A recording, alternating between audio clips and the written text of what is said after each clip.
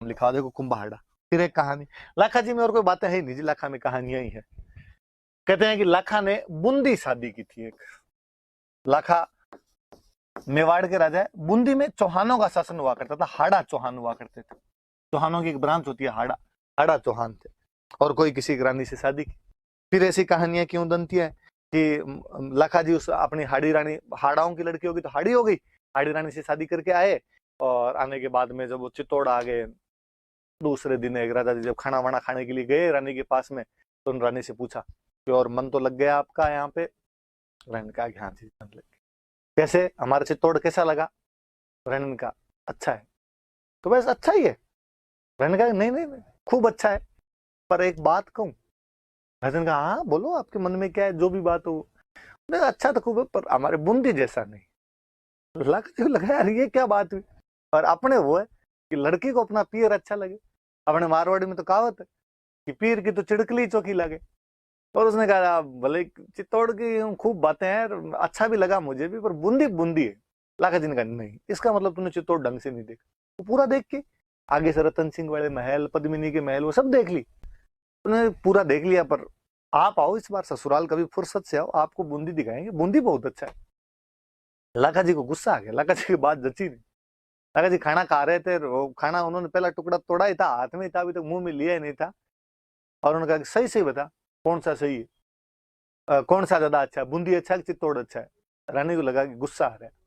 तो रानी ने कहा अरे अरे अरे, मैं तो ऐसे ही कर रही थी, चित्तौड़ चित्तौड़ भी अच्छा है, बूंदी भी अच्छा है, चित्तौड़ भी अच्छा है। उन्होंने नहीं, एक बता अच्छा कौन सा है? तो रानी ने कहा एक पूछोगे तो अच्छा तो बूंदी है।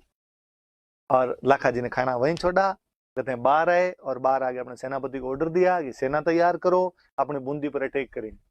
क्यों? चारों तरफ खलबली मची, ये क्या बात हुई? कल वहां पे अपने तोरण मार के आए थे, आज जाके तलवारें मारेंगे, वहां पे लड़ेंगे उनसे जाके, ये कोई बात थोड़ी।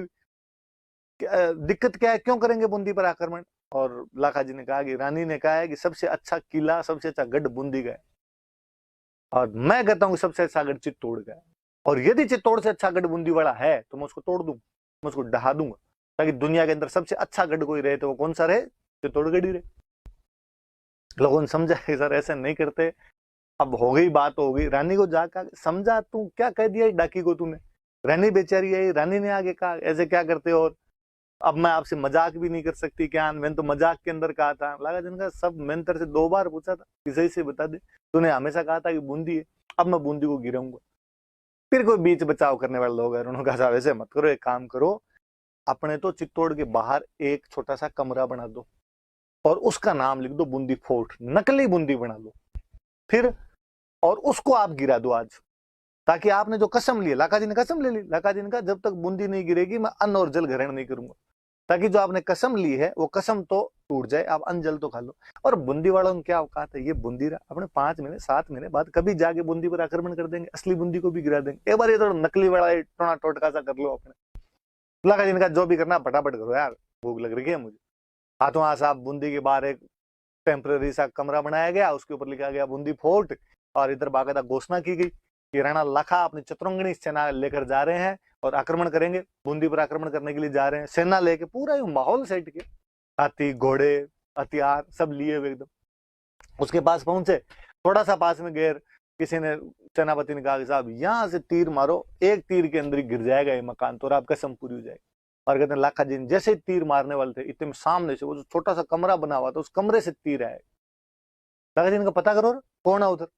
उधर गए, वहां जाके देखा था 12-13 साल का लड़का, और हाथ में तीर कमान लिए हुए उधर से तीर छोड़ रहा था। तो पूछा कौन क्या है, पता चला कि उसका नाम कुंभाड़ा है।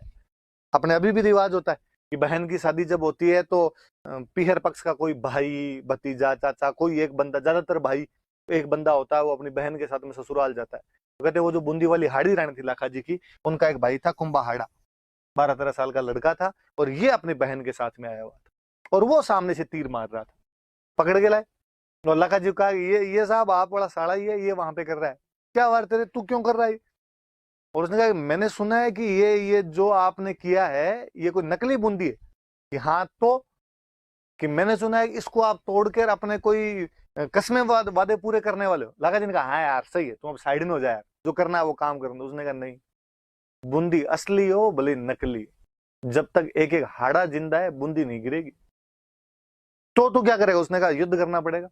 मैं मेरे आंखों के सामने बूंदी गिरते हुए नहीं देख सकता, भले ये नकली बनाई हो भले असली बनाई। खूब समझाया उस बच्चे को, उसकी बहन को भी बुला के लाई, समझा इसको, पार्ले जी के बिस्किट भी दिए होंगे उसको, चॉकलेट खिलाई होगी, नहीं माना तो नहीं माना। फाइनली उस लड़के को मारा गया। उसके बाद में लाखा जी ने वो बूंदी का किला तोड़ा, अपनी कसम पूरी की और वापस आए वहां से। तो अपने राजस्थान जी के में तो क्वेश्चन ही बना कि नकली बूंदी की रक्षा करते हुए कौन शहीद हो गया था। तो नकली बूंदी की रक्षा करते हुए यदि कोई शहीद हुआ है तो उस बंदे का नाम क्या था? तो उस बंदे का नाम कुंभाहाड़ा था। अपने राजस्थानी का बहुत अच्छा दुआ है कि नकली गढ़ दीदो नहीं, बिना घोर घमसान, सिर टूटा बिन किम फिरे नहीं, असली गढ़ पर आन। कि जब बिना लड़े तो नकली किला नहीं दिया था, तो असली वाला बूंदी लेने के लिए तो कई सर कटवाने पड़ेंगे। अब कई बार देखो, राजस्थान का नाम आते ही भारत के कोने कोने के व्यक्ति में वीरता, त्याग, स्वाभिमान, वो सब शब्द अपने आप में उभर के सामने आते हैं। ये यूं ही नहीं है। इसके लिए पूर्वजों ने हमारे हमारे जो भी बढ़ के रहे थे, उन्होंने ये संघर्ष किए, उन्होंने ये मिसालें, ये लकीरें स्थापित की। इस वजह से लोग आज जानते हैं। 13-14 साल का लड़का केवल इस बात पर